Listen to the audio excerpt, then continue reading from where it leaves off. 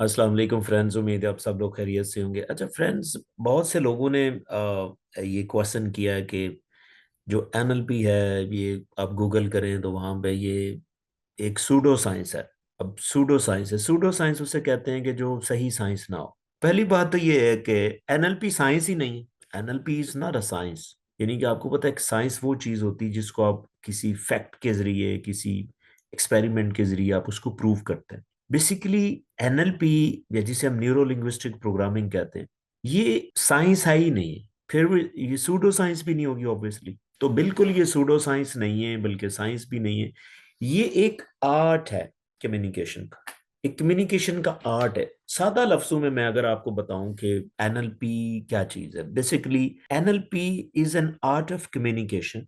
और इसका जो बेसिक प्रिंसिपल है वो ये है कि अपने आप को अंडरस्टैंड करना, अपनी पर्सनैलिटी को अंडरस्टैंड करना, और जिसके साथ आप कम्युनिकेट कर रहे हैं उसको अंडरस्टैंड करना, फिर उसके मुताबिक अपने आप को चेंज करके उसके मुताबिक बात करना, ताकि आपकी जो बात है वो बेहतरीन तरीके से अगले बंदे तक पहुंच जाए। ना कि सिर्फ बात पहुंचे, आप उसके अंदर कोई भी बिहेवियरल चेंज लेके आना चाहते हैं तो उसके अंदर बिहेवियरल चेंज आ सकता है, आपके अंदर आ सकता है और नेक्स्ट पर्सन के साथ आ सकता है। तो एनएलपी के अंदर दो इंपॉर्टेंट चीजें, एक किसी को अंडरस्टैंड करना या अपने आप को अंडरस्टैंड करना, फिर उसके जो इश्यूज हैं उसको अंडरस्टैंड करते हुए, उसको प्रायोरिटाइज करते हुए उन इश्यूज को। अब इश्यू यहाँ पे बिहेवियर ही है।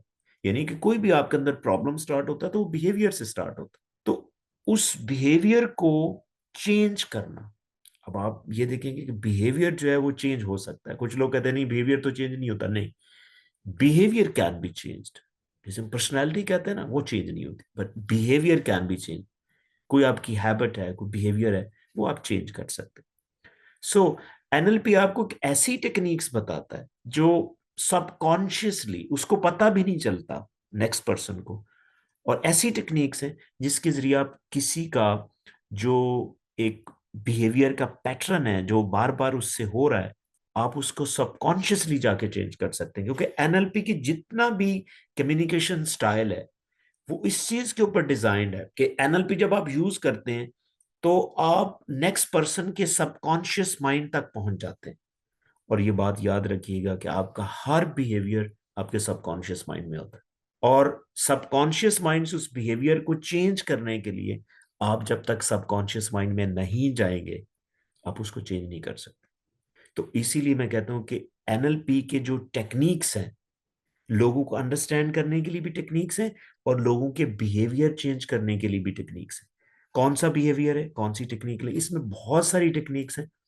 और इसके ऊपर मैंने ऑलरेडी एक सीरीज ऑफ लेक्चर्स मेरे पड़े हुए हैं।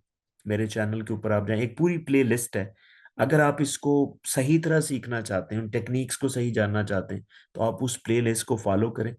और आपको हर टेक्निक के बारे में मैंने एक डिटेल से बात की हुई।